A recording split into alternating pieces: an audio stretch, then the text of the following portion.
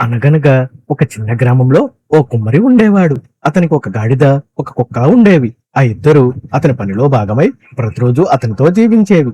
ప్రతిరోజు ఉదయం కుమ్మరి గాడిదపై ఎన్నో మట్టి కుండలు ఎక్కించి బజారుకు తీసుకెళ్లేవాడు. గాడిద బరువుతో నెమ్మదిగా నడుస్తూ కష్టపడేది. గాడిద నెమ్మదిగా నడిస్తే కుమ్మరి దానిని తన్నేవాడు. గాడిద బాధతో ముందుకు సాగేది కాని యజమాని దయ చూపకపోవడం దానికి చాలా బాధ కలిగించేది. గాడిద రోజూ కష్టపడుతూ ఉండేది కాని యజమాని ప్రేమ లేకుండా దానిని హీనంగా చూసేవాడు. అది తన జీవితాన్ని దురదృష్టంగా భావించి చాలా బాధపడేది. అదే సమయంలో కుక్క మాత్రం ఏ పని చేయకపోయినా యజమాని దానిని ఎంతో ప్రేమగా చూసేవాడు. దానికి ప్రత్యేకంగా ఆహారం పెట్టి ముద్దాడేవాడు. గాడిద ఈ విషయం గమనిస్తూ ఉండేది. కుక్కకు దక్కే ప్రేమ చూసి తనకు ఎందుకలా చెయ్యరని అనుకుంటూ బాధతో తన మనసులో ఆలోచనలు చేసేది. ఒకరోజు గాడిద ఇంటి దగ్గర విశ్రాంతి తీసుకుంటూ తన పరిస్థితి గురించి లోపల ఆలోచించడం ప్రారంభించింది. తన కష్టాన్ని ఎవరూ గుర్తించరని అనిపించింది. నేను ప్రతిరోజు ఎంతో కష్టపడుతున్నాను, అయినా యజమాని నాకు ప్రేమ చూపడం లేదు. కానీ ఒక కుక్క మాత్రం ఎంతో గౌరవం ఇస్తున్నాడు. నేను కూడా కుక్కలాగా ప్రవర్తిస్తే యజమాని నన్ను ప్రేమిస్తాడు అని గాడిద ఒక ఆలోచన చేసింది. అది తనకు మంచి పరిష్కారం అనిపించింది.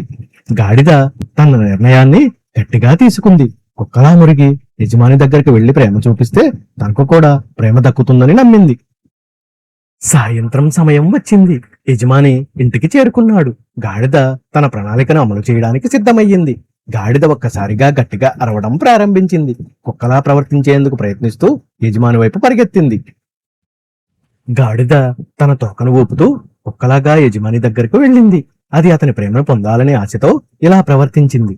తర్వాత గాడిద కుక్కలాగా యజమాని ముఖాన్ని నాకింది. అది ప్రేమను చూపిస్తానని అనుకుంది కానీ యజమానికి అది విచిత్రంగా అనిపించింది. ఈ గాడిద ఎందుకు ఇలా చేస్తోంది? నాపై దాడి చేయబోతుందా అని యజమాని భయపడ్డాడు. అతనికి గాడిద ప్రవర్తన అర్థం కాలేదు. భయంతో కుమ్మరి వెంటనే ఒక పెద్ద కర్ర తీసుకున్నాడు. గాడిద తనపై దాడి చేస్తుందేమోనని అనుకుని దాన్ని కొట్టడానికి సిద్ధమయ్యాడు. కుమ్మరి గాడిదను బలంగా కొట్టడం ప్రారంభించాడు.